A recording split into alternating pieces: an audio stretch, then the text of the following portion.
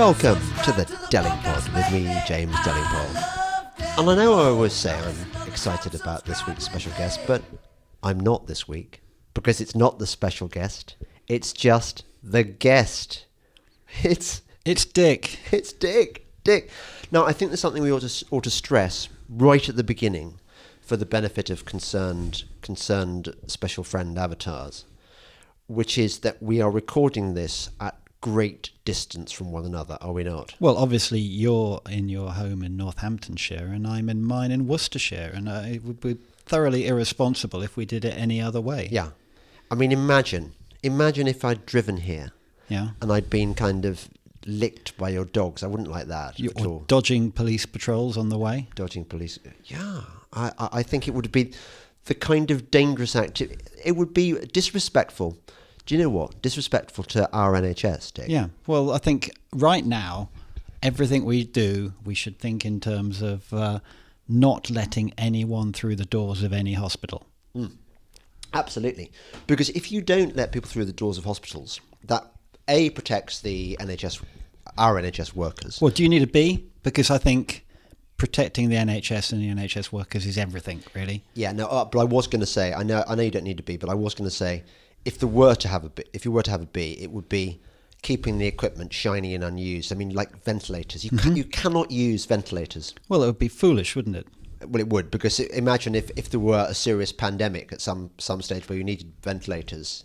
You'd need them in good working order, wouldn't you? Yeah. So I think we're doing the right thing here. And although it is awkward doing it by phone, I think we owe it to our listener. Yeah, I think absolutely. Yeah. So, how are we going to do the various? Given that I can't see you, I can't see the visual clues. Well, I've got imagine if I had my little book in front of me with all the notes I've been making, because it's been quite a while, hasn't it? Well, we've been talking in terms of, well, let's do it. Should we do it soon? And then suddenly you get a whole load of really quite good guests.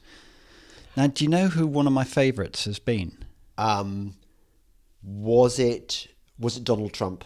It wasn't the Donald Trump one. You haven't heard that episode yet? I haven't heard that one yet. No. That's going to be awesome. Yeah. Fantastic.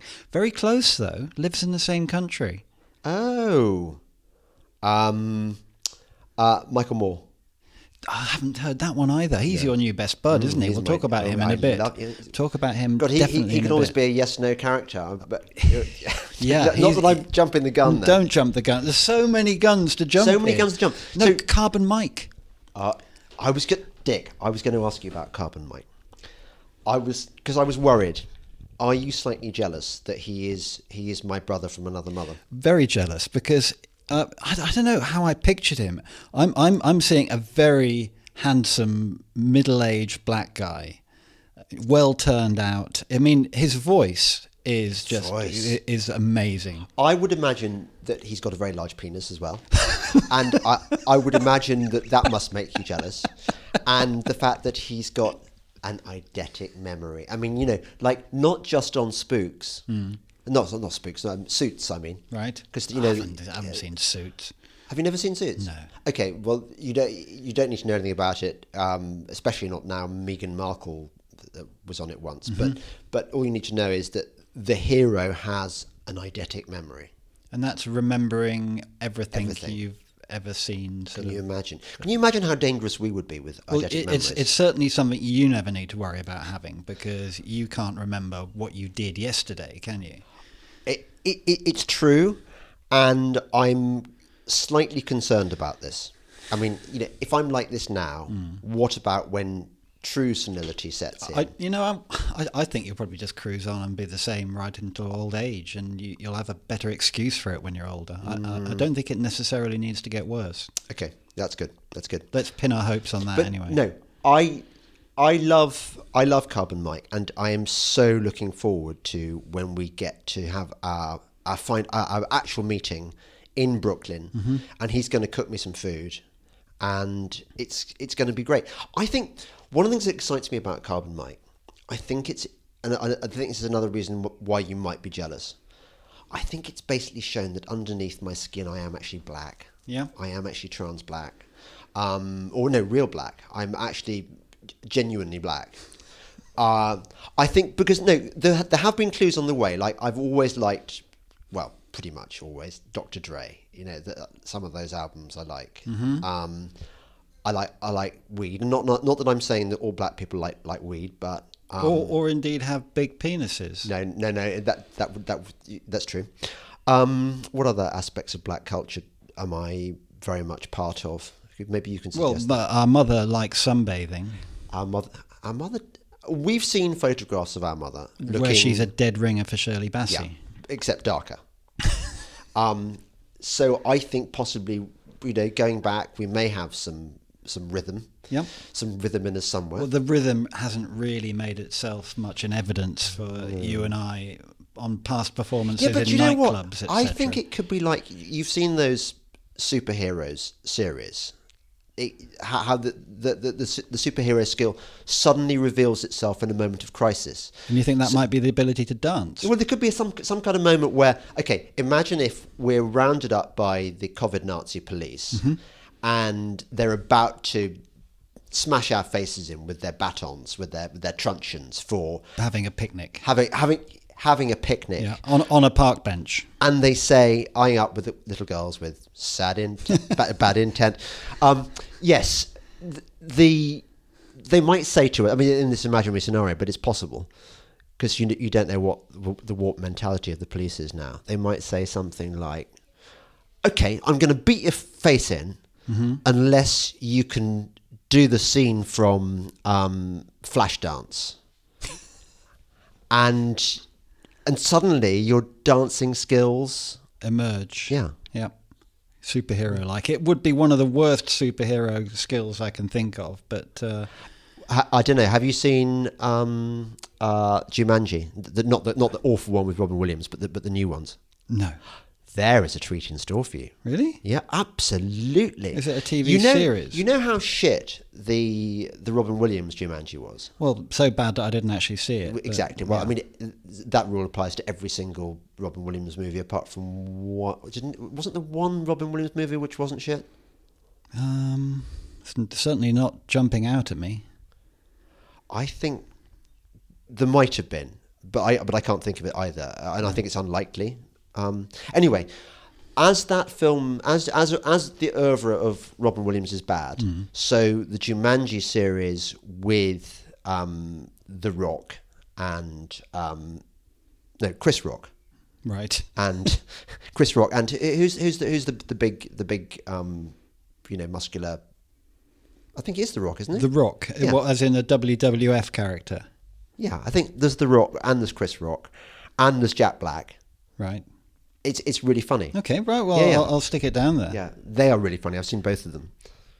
Anyway, sorry.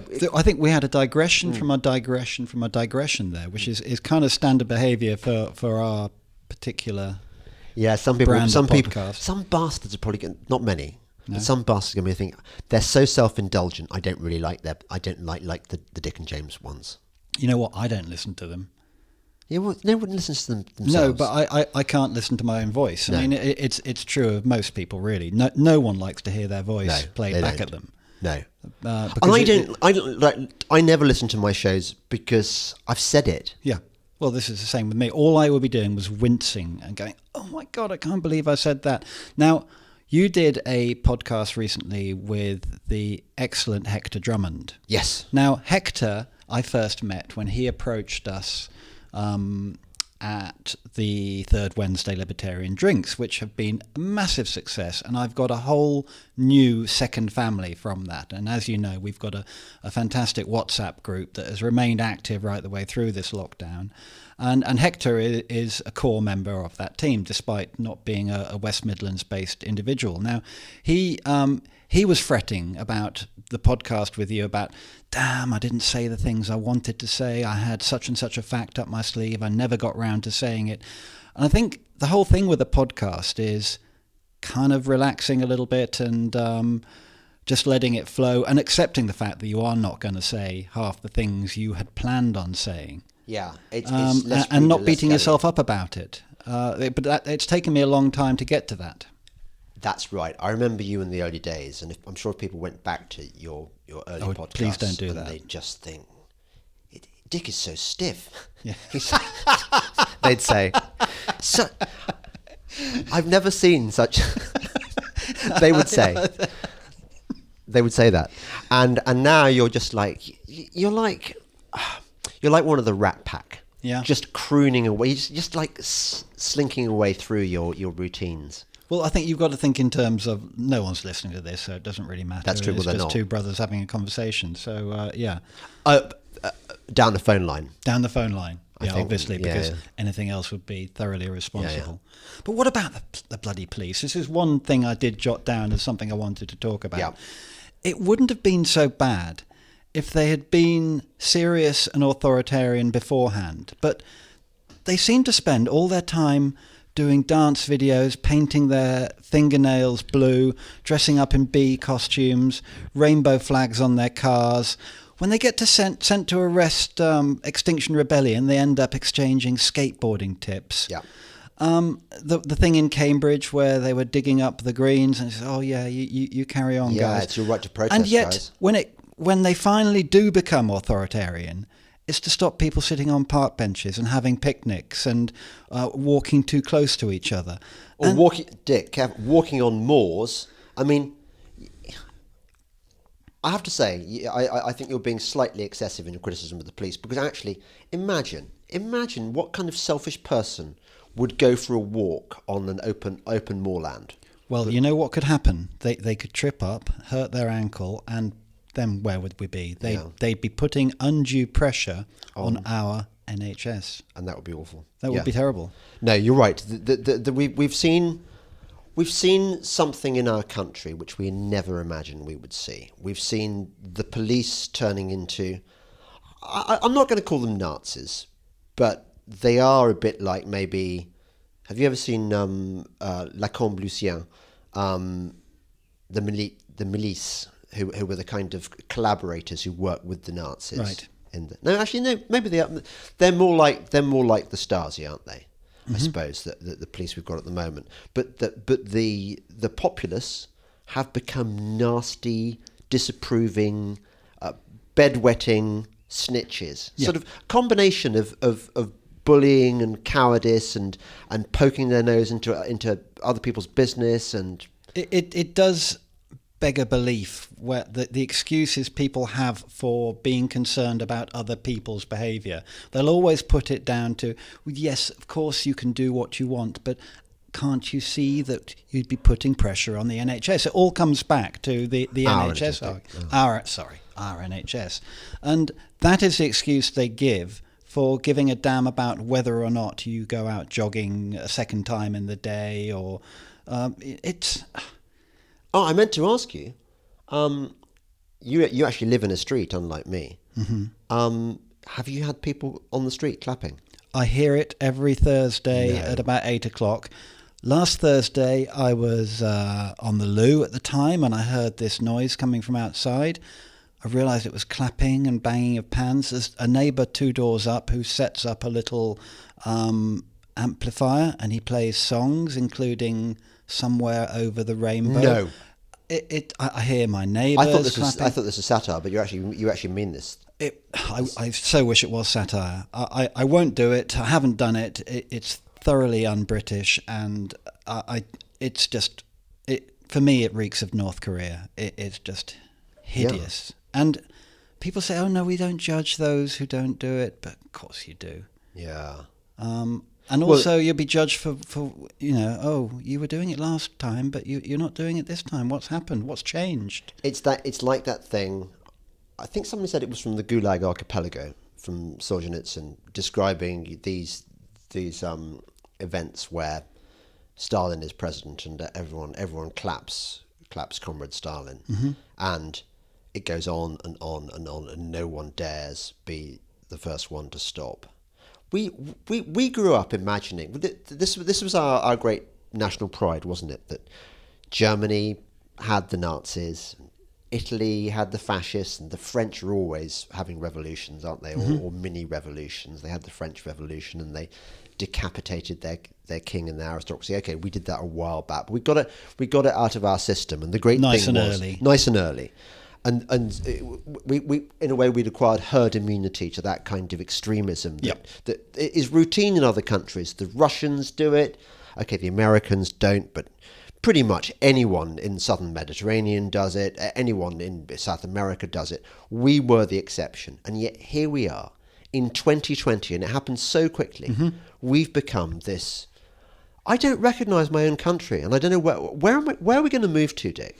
Well, much as it would pain me to up sticks and leave my beloved country, it's almost come to the point where your beloved country doesn't exist anymore, and you really do have to find an alternative. But in America, which is obviously one of the top choices, you'd have to carefully choose your state, wouldn't you? Well, what about the state with is it South Dakota? With the female governor? Tell me. Who's reasonably fit, I think. Right. But not that's at all relevant. Not a deal to breaker. This. But she was praised by local businesses for having the laxest of all the states. She was the one that had the laxest regulations, saying, we're not going to discriminate between so-called essential businesses and non-essential businesses. You can use your common sense, and you can, and they had a rally in her honour. One of the local businesses which had benefited from her sense, because like a lot of sort of non-stupid left coast, right coast US states, the kind of wanky ones like California and New York. Yeah. The extremes. The extremes that. A lot of rural American states really haven't had much experience of coronavirus. They might have had meat packing plants where they've had a disproportionate number of, but even then, what's the big deal? So your entire workforce gets flu for a fortnight, and then they're back at work. I don't get it. That's going to trigger so many people.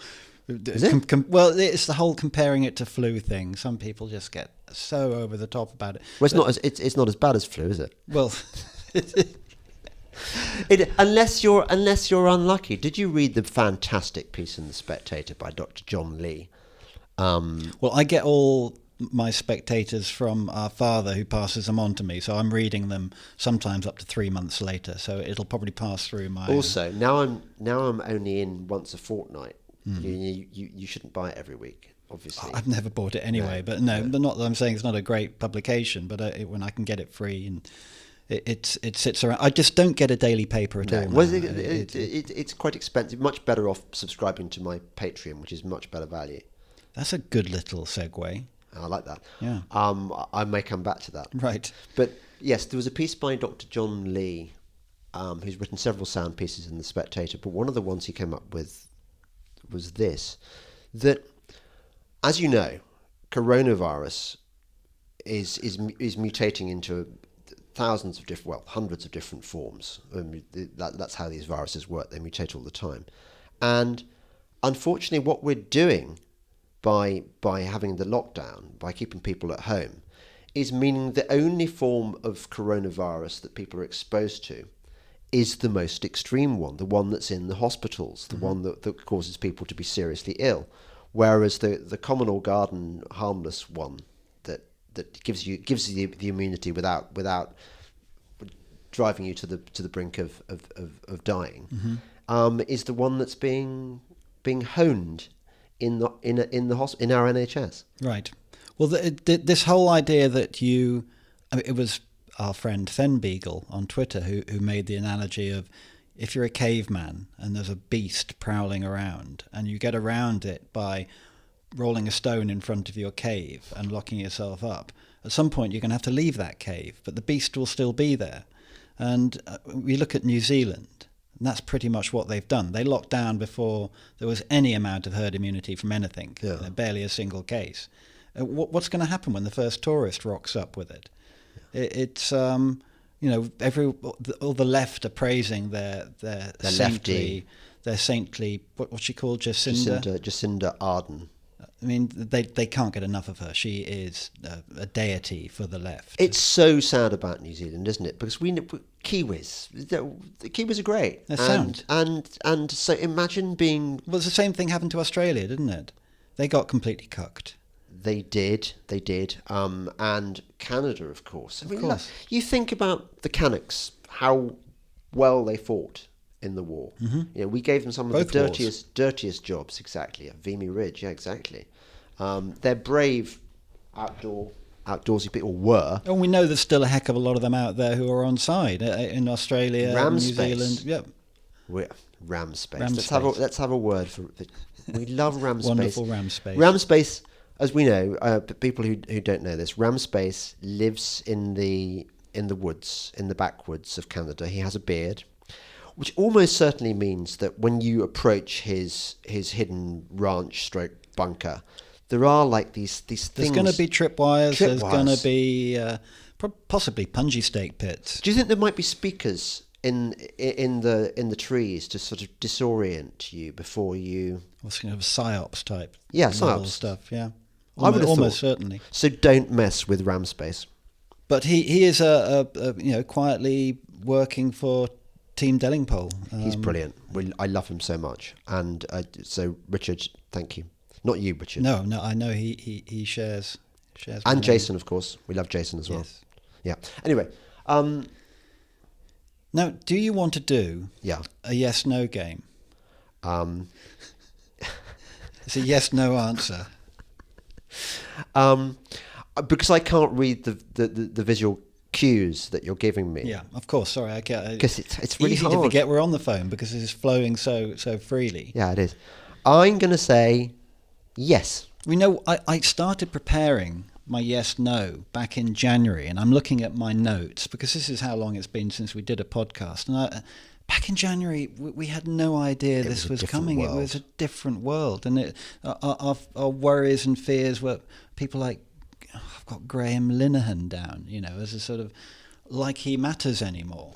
So many people don't matter actually, and that's been a good thing. I mean, Femi. Who is Femi now? I mean, they're all Greta Thunberg. They're all trying to find their place in the new world order. Yeah, and they're suddenly finding they don't matter anymore. Caroline Lucas, she's a Green MP. She used to be a thing, and you see her Twitter feed, and it's just like, who cares? You're just wittering on about green stuff, and no one cares. She did have. She was going to make the list because she. Early on in the crisis, she put forward the proposition that golf courses should open so that ramblers can walk across them. Now, on the face of it, it was like, oh yes, I think our green spaces should be open so people can get out there and take their exercise at a distance. Really, it was just a sort of a class war thing, wasn't it? Yeah. Oh, let's get the oiks to trample all over the middle class golf courses. So that was her attempt at becoming relevant in the crisis. She's a nasty piece of work. Yes, before we play the yes/no game, can I have a biscuit of some? Not obviously a biscuit from you because you're not here. But can we? You better go and grab yourself one then from your biscuit collection. From my kitchen. Yes, okay. I'll just put it on pause a second. I expect you're wondering what kind of biscuit I had then. What did you find? It was unlike me. Yeah. It was a Viennese fancy. Oh, nice. Yeah. Gosh, you make me want one myself. I know. If only there was one sitting. Is this you doing your usual light-headed, need sugar type hyperglycemic thing? Actually, do you know, Dick, my health has slightly gone to shit. I was about 2 weeks ago. As you know, we Delingpoles, we running Delingpoles, joined this Strava group where we were competing with one another. For those of you who don't know, or our special listener might not know, but Strava is a free app. We're not being paid by Strava, but one of the more competitive members of the family suggested we all got onto it. Yeah, Evil Delingpole, basically. Evil Delingpole suggested that if we all got onto it, we can log the runs that it turns out we're all doing. Now, I'm running round Worcester Racecourse every morning, doing... much to your derision, 5 kilometres. Well, no, every morning. the thing is, are you now? You're doing 5k every morning? Every morning. You bastard. And obviously, if you do the same course every day, you're shaving seconds off. Is that 3.5 miles? Yeah, thereabouts. Okay, right. But it's essentially a park run. Yeah, because of course it is. Park run's 5k, It's 5K. and I'm running almost up my local park run God, you course must be because fit. it's from my back door. But I've been getting so bored of the course. But with Strava, it gives you a map of where you've been. It tells you how long you've been running, and it can pit you against anyone else who you're linked up with. So for our family group, we've got the Delingpole family running group, and you can outdo each other for how many miles you've done each week or how fast you've been, what's your best time.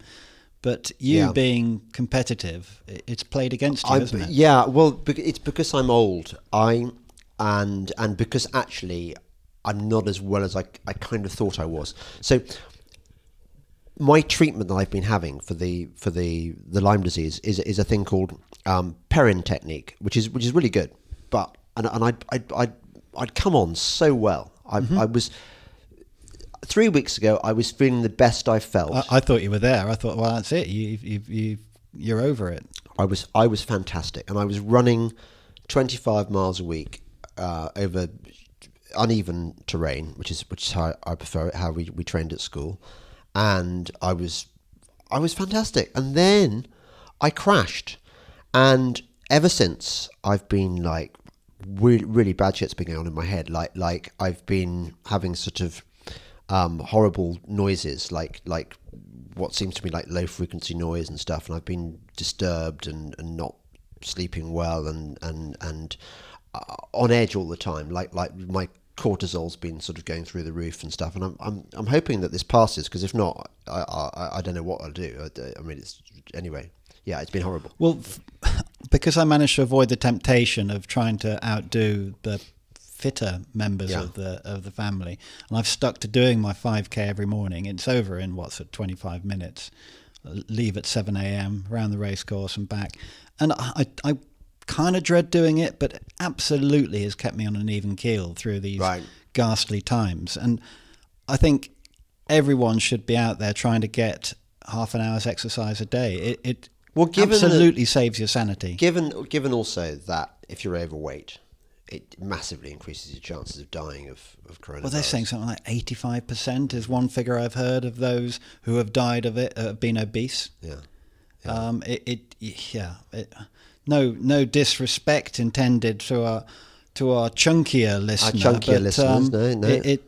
No. You know, it's not great. It's not great for your health, and it's not easy to shake it off. But I'm lucky enough not to have to. But it's not fun out there sweating your ass off every morning. But you don't feel good at the end of it. So basically, evil brother, competitive brother, Voldemort Delingpole. Voldemort Sauron. Actually, he's really Sauron Delingpole, isn't he? Well, with his all-seeing eye that he has, he's Sauron Delingpole. In a good way. I mean, it's actually really good having Sauron in the family. Well, it's better than having Frodo on your side, isn't it? I mean, really, who would you choose? Yeah, or Gollum. Yeah. Imagine having Gollum. That would be shit, wouldn't it? Yeah. But I was watching. Just briefly before we go back to whatever we're going to talk about, but I know we hate digressions, but I was just watching Fellowship of the Ring again last night, and that scene where those stupid bloody hobbits are frying their breakfast in that in that place where the Dark Riders are looking for them. And they're sending up smoke, and it's just so all for their second breakfast. You greedy little sods. You kind of want. If I'd written that book, I would have killed Merry and. Well, there's enough of them to kill off, isn't there? I mean, and particularly given they've got spare hobbits, you put them in so you can have them killed in horrible ways. Somebody made a good point to me about that film, which up until that point I had thought that it was just perfect in every way, but actually they made the point, the kind of Irish twiddly pipe. The Irish element, the Irishry that creeps in, it's not Tolkien's vision. That Tolkien did not imagine uilleann pipes, whatever they are, or twiddly pipes that come in. You know, that's that general sort of Irish accent stuff that comes in among some of the hobbits. Right. It's not meant to be. I shall have to re-watch with that in mind.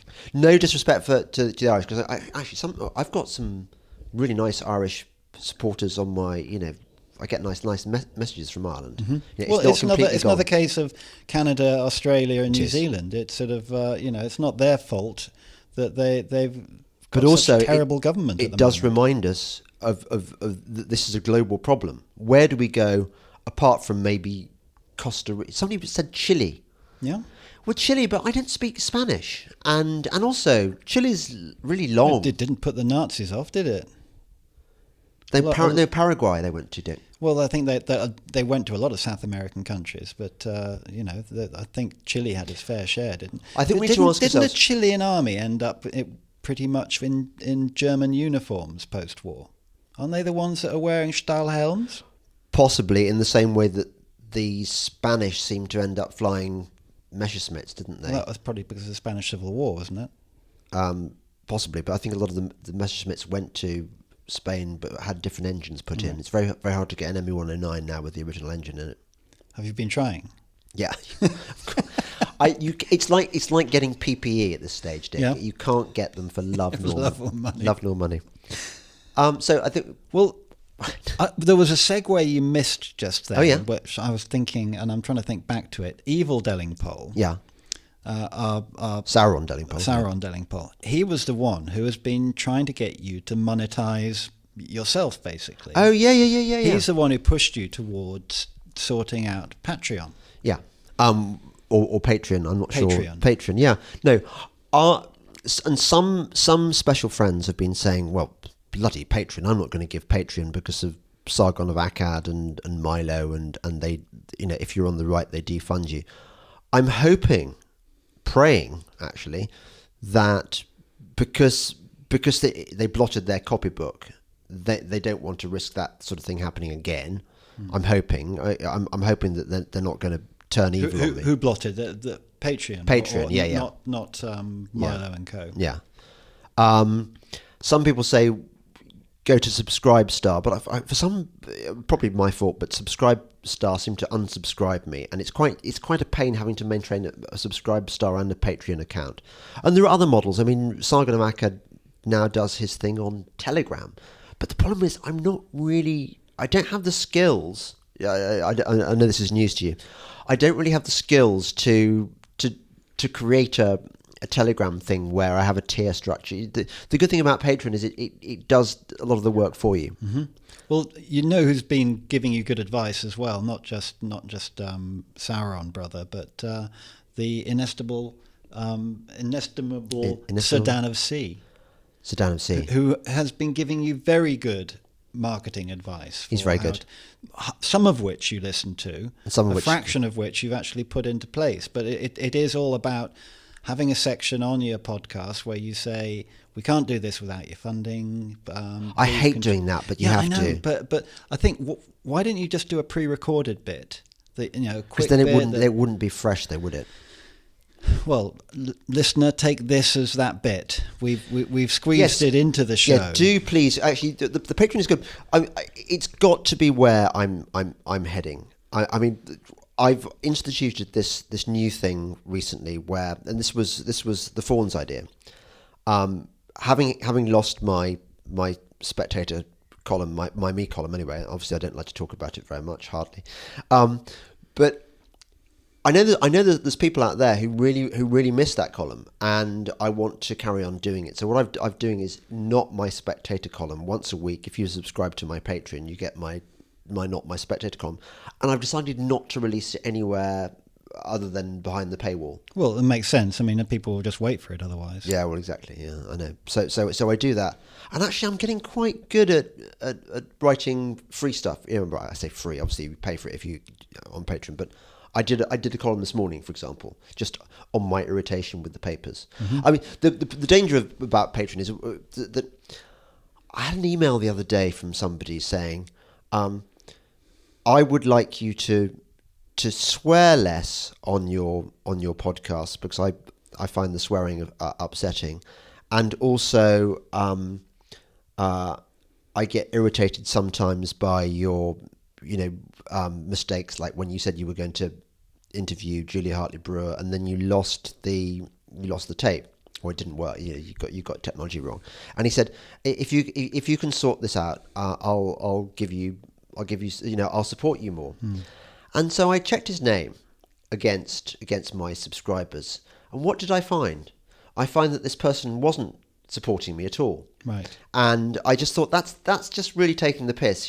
Look, either support me or don't support me. You can get my stuff free anyway, but don't try and pretend that you support me and then use that as kind of emotional blackmail to get more of what you think what you want. I had the same sort of thing happening with my, I sell my paintings, my prints. Someone actually took the trouble to write to me saying, look, I would buy a set of your cigarette cards, but you've described some of the British soldiers as English. And as a Scot, I'm offended by this, and I couldn't possibly do it. But if you could see your way to addressing this problem, it's like, oh. Yeah.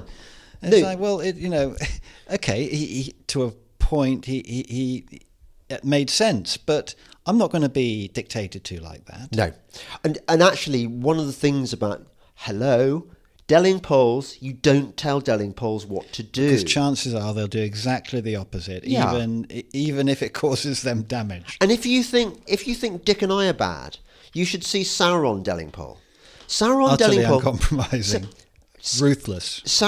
I would never, ever, ever like to be a person who crosses Sauron Delingpole, because he will get medieval on you. It will be like the gimp suit scene in Pulp Fiction. He really does get medieval on your ass. There was one other again, the business about Patreon. On the one hand, one does feel slightly awkward asking people for money. At the same time, like I go to nice shops sometimes to buy myself like maybe a nice Italian shirt. Well, I don't actually. I've never bought a nice Italian shirt, but it's the sort of thing I might buy. Not everything has to come from Marks and Spencers or whatever chain stores. Sometimes people pay a bit extra for kind of bespoke or niche, and we are kind of that bespoke niche thing. So one shouldn't feel bad about asking for money from people for giving them a niche thing that they want. But I didn't want to. Luckily, before my instinct was to just plunge in and say, right, from now on I'm putting everything behind a paywall and I'm going to get very rich this way, because obviously you won't be able to live without me. Actually, that would have been completely the wrong route, because I know there are some people out there who've got no money, and that's fine. I'm going to carry on. They'll get their free stuff. They'll get their podcast 3 days late, or I may even extend it so they get it 5 days late. I don't know, but I don't want to alienate people who like my stuff and can't afford to pay for it. But I do want people who can afford it to. So that's why I've got this. To have a route to be able to do it. This is what I've learned from I'll name check him, Simon, in our libertarian group. You mentioned Simon. People will be able to dox him now, Dick. Simon. They'll look up. They'll go through the directory and see Simon. Yes. Look for Simons. Yeah.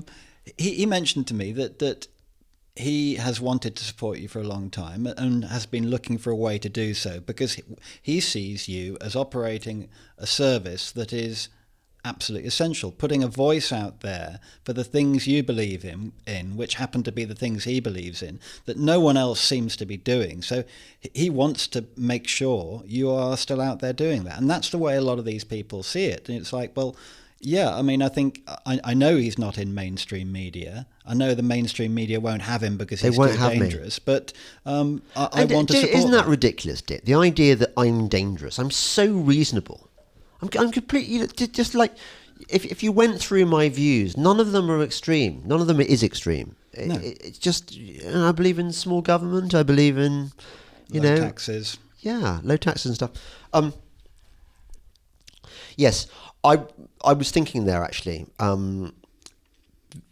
Special listening friends who've seen the new series of Fauda, I think, will be very struck, and will have been struck in previous series, by how very much like the character of Daron I am. Daron, who is the hero of Fauda.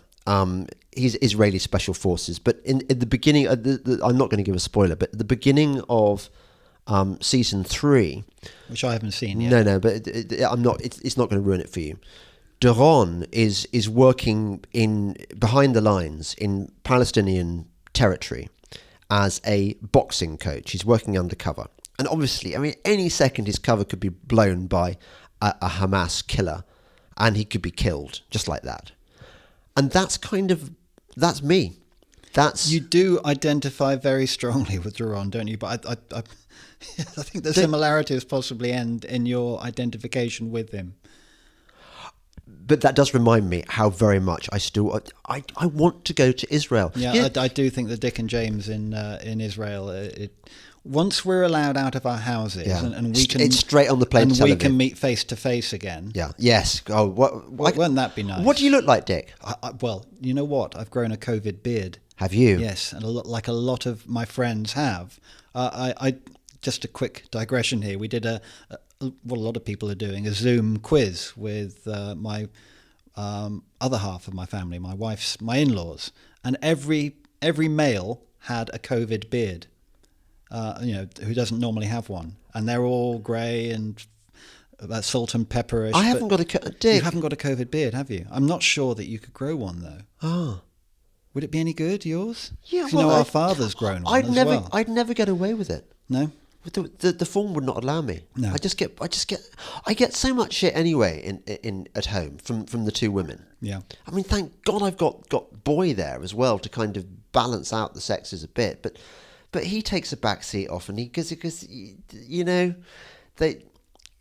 easier if you hide rather than go in and confront, as a male double act against the women. That's the thing. In fact, when you see your other male being got at by the women, you think, well, at least he's taken the flat for a change. Don't rush in to help him. No, that's the problem. Yeah. It's just now. Anyway, yes, Israel. Mm-hmm. One of the reasons I like Fauda, because basically season 3 is starting to look very much like season 1 and 2 a bit. There's just variants on the same plot. Well, but nothing wrong with that. Nothing wrong with that. No, but what I like about it is that it's the kind of the detail it gives you about life in Israel and life in the Gaza Strip and so on. It's just there's something. And not that I want to go and live in the Gaza Strip or anything, but there's something seductive about that kind of. What struck me about it is actually quite difficult to tell an Arab from an Israeli. They've got. You can't tell by looking, can you? Well, they're people of the book. Yeah. And I suppose, yeah, absolutely. But I just can't imagine what sort of life is like in Tel Aviv and Jerusalem. I mean, I imagine that the clubs and the eating and stuff is really good. I think we just go in between going into those range where you try not to shoot the mother with her handbag. It pops up from behind the wall, and you do shoot the baddie. I'm going to kill so many mothers with handbags. But I mean, the only thing I would have come close to experiencing is my time in Belfast, because as you know, I did my fine art MA in 1991 at University of Ulster. So I lived in Belfast for a year. Yeah. You came out to see me there, but it was a kind of a lifestyle where, because there's been so much mayhem all around, there's a slight tendency to live each day like it might be your last, and so there's a very much a joie de vivre about the place in the pubs and clubs, and they set about, certainly back then, set about their drinking with a vigour that was quite life enhancing. So it's going to happen. Maybe it's a bit like that. When you're surrounded by death and horror, you party twice as hard. But I don't think they are surrounded by death and horror. I think probably they have fairly normal lives, don't they? Well, they did in Belfast, but they had a different attitude towards that amount of death. Oh my God! I almost pulled out the oh God, that would be so annoying if I a sort of Julia Hartley-Brewer type situation where I pulled out the. Anyway, well, we're never going to be able to repeat this solid gold bounce. No. Okay, we haven't played the yes no. Shall we do a yes no? Now, for this yes no, I have fallen back to a large degree on Sir Dan of C's list. Yeah. If you don't already follow Sir Dan of C on Twitter, you're missing a trick. Yeah. So follow him and check out his list, which is basically a school report on the great and the good and how they are behaving in the COVID world. Well, who's having a good war and who's having a bad war? Exactly. So with that in mind, we could hit this list, aided and abetted by the Third Wednesday Libertarian group. Let's start. James Cracknell. Oh, that's a curveball. I imagine he's out in the middle of the ocean, isn't he? Somewhere. I think there was something recently that was pointed out that I think Mail on Sunday or Daily Mail set him up with a badly photoshopped picture that made him. Oh, that's right. Where it looked like he was sitting close to his dad, and he wasn't. Yeah. Well, so James Clacker is a yes. Him in a yes in that. Yeah. Duke of Edinburgh. Yes. Malcolm Delingpole. Yes. He's our dad has become quite a hero. He's a COVID warrior. He's taking no shit from anyone. I'm proud to say that given that 3/4 of the population apparently are happy, they've told surveys that happy for lockdown to go on forever. Mm-hmm. Even if they cure coronavirus, they just want to stay at home for the rest of their lives on 80% pay. Yeah, bankrolled, paid by the government. The government has this magic tree. Do you know about this? I do. Yeah. I've become very aware of this tree lately. It produces loads of money and it's great. So, but our father, which art in Morven, has been going up on the Morven Hills every day. Every day. Even though they've closed the car parks. Wankers. Mm-hmm. Absolute. Well, but that was police-led. The police told the council to do it, apparently. But you see, that's the thing. You get this sort of vicious cycle of authoritarianism, don't you? Vicious circle of authoritarianism. Anyway, let's move on. Darren Grimes. Did love Darren, yep. Dan Snow. I imagine he's got to be really shit. He's been shit on every other issue, so why not this one? Dan Hannon. Dan's having a good war. Dan Hodges. I think he's all right, isn't he? You know what? Dan Hodges is a classic for the yes/no because he can be yes one day and no the next. But yeah. I think on balance, Dan is a force for good. Yeah. Dan out of Alan Partridge. I didn't know there was. Dan. I didn't even know there was a character called Dan. Just give him a yes. Oh yes, really? Okay. Sir Dan of Sea. Yes. See, there was a Dan thing going on. You careful with your microphone, Dick. You're drifting in and out. I don't want to drift in and out. Sorry. Janet Daly. Yes. She's been met with approval from the group. Okay, good.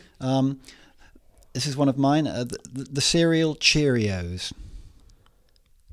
The cereal Cheerios. I've not seen it. No, it's a food cereal. Breakfast cereal. Right.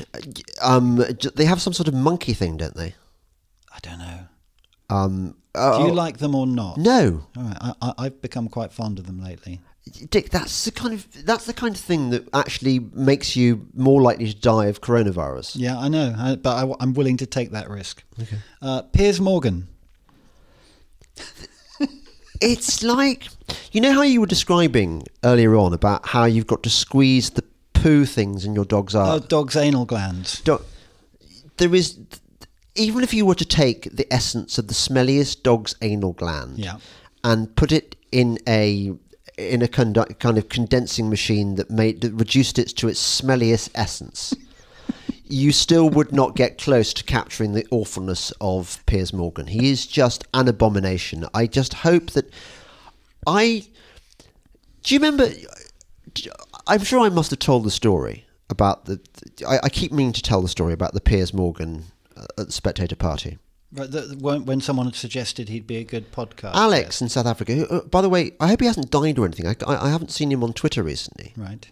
Has he dropped off Twitter or something? Or? We'll have to check after. He's a cartoonist, and he suggested to me that I interview. Can you get Piers Morgan on the pod? And I just thought, well, okay. We'll do it for Alex. Yeah, I hate Piers Morgan, but maybe actually he wouldn't be very good on the podcast, but I'll do it. So anyway, I was at the Spectator Party, and I saw Piers Morgan talking to Michelle Dewberry. Mm-hmm. And I hovered on the edge of the conversation, and Piers Morgan sort of gave me a look, or rather a not look, that like as if to say, "I'm so important, I'm not going to let you into this conversation. I know you only have eyes for me, and I'm not going to let you in." After a while, we had an awkward conversation, and I said, "Can you come on the podcast?" And he said, "No, No, I'm not going to do your podcast because people are all asking me all the time to be on their podcast, and I realise I would bring in loads of traffic, so much traffic, and the thing is, you need me more than I need you. So no, I thought that's such a graceless way of turning down a podcast, especially when I didn't want to be on there in the first place. And the analogy I use, and I probably mentioned this before, but it's worth it again. It's a bit like a mate has bet you to go and see if you can pull this complete fucking minger in a bar. Sorry, a complete minger in the bar, and she's the ugliest minger that you've ever seen.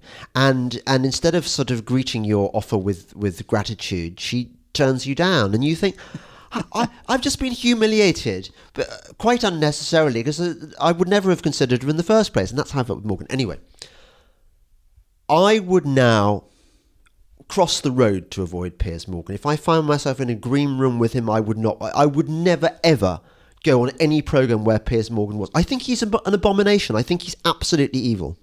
So genuinely evil. Is he a yes or a no? Yes. The comedian Lee Hurst. Yes, he's been doing very well. Andrew Neil. This has been one of the casualties. It's like the scene. I described this actually in one of my articles on Patreon. It's a bit like the scene in the Pacific, in the Guadalcanal episode, where there's a night attack by the Japanese, and they're about to be outflanked, and one of the Marines looks down into the foxhole and sees one of his buddies writhing around, and says, "Have you been hit?" And then it becomes clear the guy hasn't been hit. He's just kind of having an episode. He's lost his nerve. That's rather the way I'm feeling about Andrew at the moment. All right. He's not having a good war. No. He really isn't. And that has been reflected in his Sedan of Sea report. Well, rightly so, I'm afraid. Alex Wickham.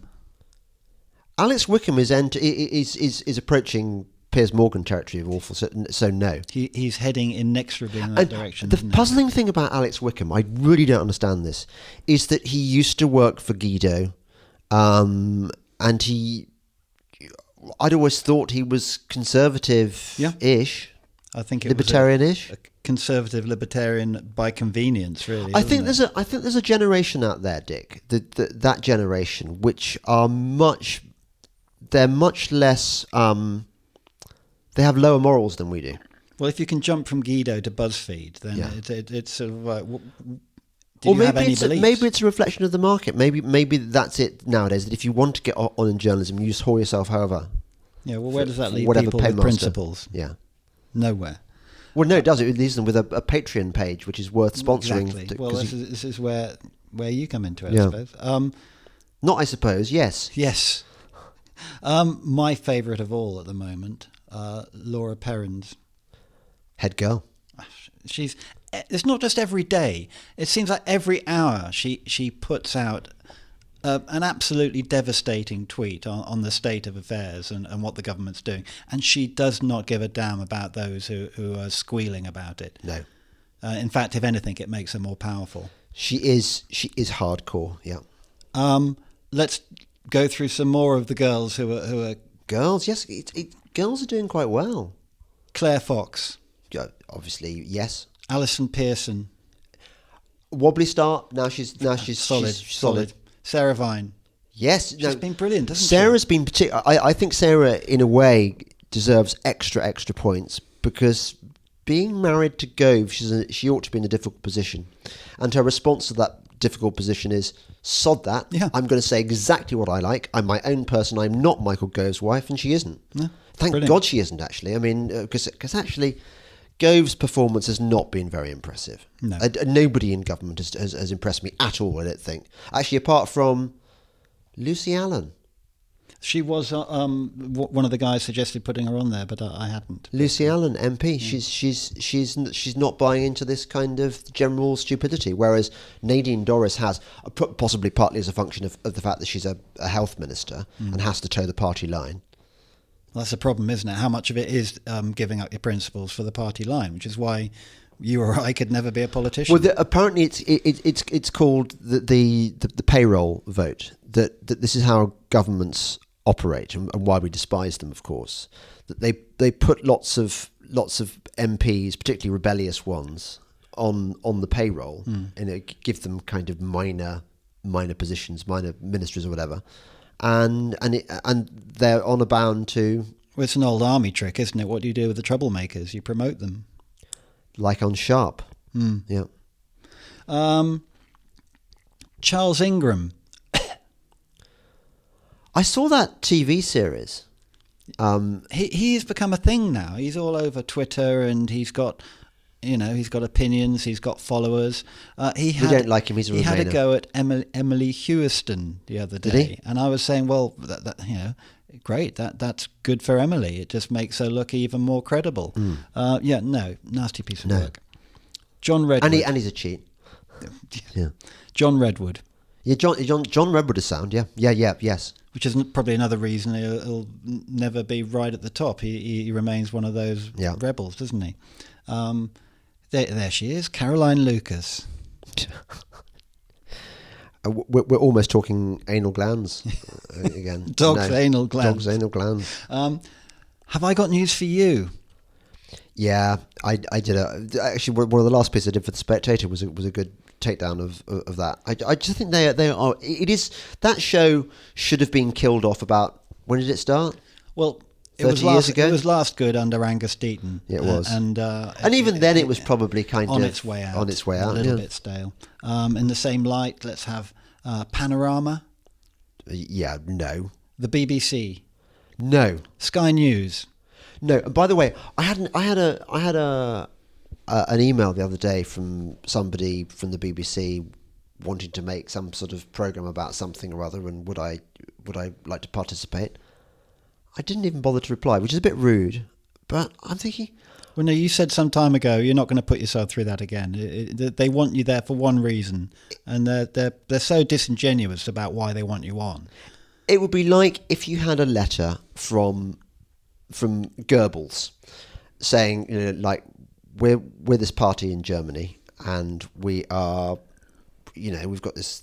We'd like you to, I don't know, appear on in our newspaper. It's called Der Stürmer, and you think, well, hang on a second, nice uniforms, trains turning up on time, and then you think, hang on a second, these are bloody Nazis. They're evil. What was I thinking? You obviously. Yeah, what was I thinking in thinking about the uniforms and the trains and not thinking about the big... But anyway, you'd say no to that, and you'd say no to the BBC. They're just as bad, almost. Well, we're nearly there now. It's Sky News. Sky News is horrible. Channel 4 News. Horrible. ITV News. I don't... Are they even the thing? They're just hanging on to the coattails of the others, aren't they? And finally, Boris Johnson. Boris. He's just been such a disappointment, hasn't he? You called it really early on the Huawei HS2 questions. You right when he came through as PM, you said, "Well, the early canaries in the coal mine, yeah. Canaries in the coal mine indicators will be how he responds to those two issues." And he failed on both of them. Both of them. And I remember a lot of your Twitter followers are going, "Oh no, you can't judge him on that. He's going to be great. He's Boris. He's fantastic, and you're being unfair. You can't expect everything to be delivered on a silver platter." And you stuck to your guns. You said, "No, these are the two things I laid out really early on." He failed on both. Now he's going to be pretty much endorsing the fact that we've become a bloated health service with a small country attached to it. Which is, I think, our future now. It is. Well, that's why I keep thinking of it. Even though I love this country, I just think, what future can it possibly have? Do you remember? You didn't come to Brexit the movie, did you? You didn't come to the premiere. No. But you remember the case that we made through Martin Durkin. I mean, Martin Durkin, I think, is probably the person in the world whose politics most closely aligned with my own. And he presented this picture of Britain after Brexit, where we'd be pretty much the Singapore of Europe, that without the chewing gum bans and without the ban on weed, but all the good things about Singapore. We'd have low taxes and low regulation and so on. And look what we're being offered instead. It's just, it's not conservative, is it? We're enthralled to this personality cult, and the personality cult is this moribund. I mean, you could almost have this. 2000 AD could have done a very good future shock on this, couldn't it? Where this planet gets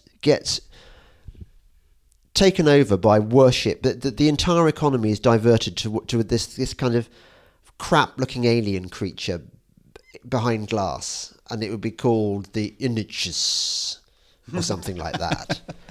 And it would probably have like every Thursday the citizens would have to come out to clap this thing, and if they didn't, they'd all be executed. Well, and it would be your civil duty to at some point become ill, so that you could engage with the organisation that ran the planet, and it was a planet that was just essentially a string of hospitals. Yeah, and everyone on the planet would work for that hospital.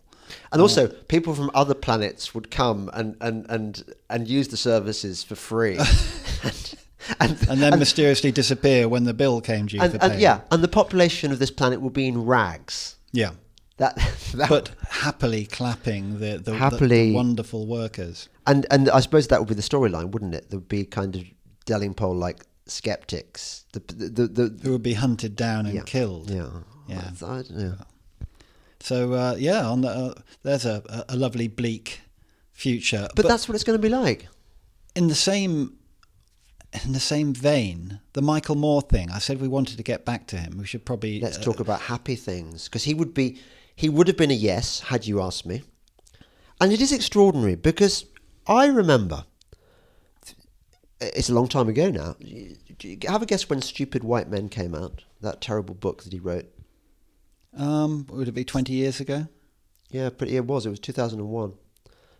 It was about the same time as No Logo, that awful Naomi Klein shit. It was sort of the early days when the world was going to things starting to go wrong. Yeah, and I loathed Michael Moore, and I'd met him. I interviewed him for his first movie, Roger and Me, and I found him slippery, cold, evasive, just not particularly nice. And he probably still is those things. But this new documentary he's become he's the executive producer of. What's it called? The Planet of the Humans. Yeah. Now, a few people on our side of the argument are saying, well, I don't like the Malthusian message.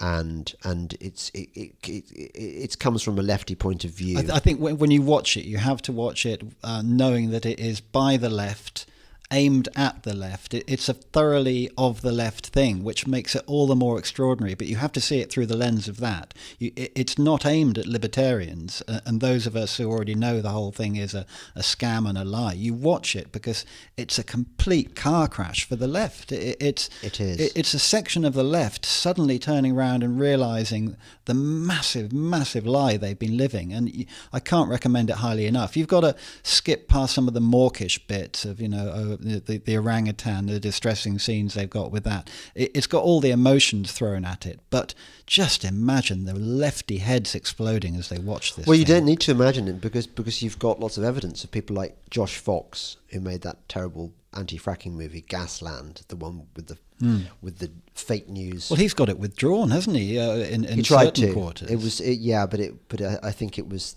there was a notional distributor, which I don't think had much to do with the distribution, or at least it certainly hasn't stopped people watching it. You can watch it free on YouTube, as I did the other day. It accumulates quite a lot of evidence to show that renewable energy is not clean or green, or indeed it is not against Western industrial civilization. It has become Western industrial civilization. Twice in the film they have a perfect analogy for it, which is a little festival with dancing and singing and what have you, and that they announce proudly through the PA that this whole festival is being run on renewable energy and wind power. Yeah! And so they walk around the back of it, and there's a diesel generator, and it's pumped into it's hooked up to the grid as well as backup for that, and the technicians are going, there's no way you could run this on that windmill. This windmill might just about be powering the cappuccino machine, but you're not going to get any more than that out of it. And then it rains, and even the solar then dips out, and that is essentially the whole story of this. It looks great, but it's not working. And this has always been my beef. This is the thing that really got me. I read about this for the Australian Spectator. That the thing that always incensed me and got me to wasting such a chunk of my life on the whole environmental thing was my outrage and upset. As somebody who really does love nature and loves the outdoors and all that stuff, seeing the damage that renewable energy, this panacea for our environmental problems, allegedly, if you believe the green movement, is causing so much harm to birds and bats, that slicing and dicing them, and to humans who have their views blighted, and to the livestock that has to live by these things. It's just so wrong. I mean, if you had to invent a paradigm of everything that's wrong with the stupidity of left-wing thinking, with their cognitive dissonance and stuff, renewable energy would be it. The thing that can only survive through massive big government subsidy, generated by the lies told to the government and by propagandists for the green. Everything about it is just so wrong and so evil, and that's what makes Moore's movie so effective. And it had to come from the left. But there's no point in one of our team making that, because it would have been shot down before it got any release. But the more the left complain about this film, the more publicity it will get. And it's going to have serious ramifications, this one. It's really, really quite encouraging. Let's hope so, Dick. Any other business? I think we've covered a lot, and more than I thought we would. And for a telephone conversation, gosh, it's gone on for so long. Yeah, it has. And the sound quality, it's almost as though we were in the same room. I think that's done with the clever editing afterwards. Yeah, that would be Jason. Well done, Jason. Okay. Well, so you're listening to the Delingpod with me, James Delingpole, and my guest, Dick Delingpole. And please remember, if you can, to sponsor my Patreon, which is James Delingpole, obviously, and you get all sorts of amazing things. You get shiny jewels, I think. Or maybe I'm making that up. You probably get little. Well, there's also, don't forget, the special friend badges, which we're still packaging up. Oh God, we're totally doing. We can. We're totally doing special friend. And Dick, maybe you can just give a quick message to anyone who's listening who hasn't had their special friend badge. Please be patient. They're on their way. We get my boy packaging them up, as a little pocket money thing for him, and he's not as fast as I'd like him to be, but we are on it. Sorry about those delays. Yeah. And that's all. Oh, and Israel, just get yourself ready. Get ready, Israel. Get those firing ranges ready. Get the Uzis loaded up. Get the Ottolenghi restaurants and all the other things. And what else do you want to do in Israel? Meet the cast of Fauda. Meet the cast of Fauda. We do. Yeah. Okay, that's all. Great. Bye. Bye.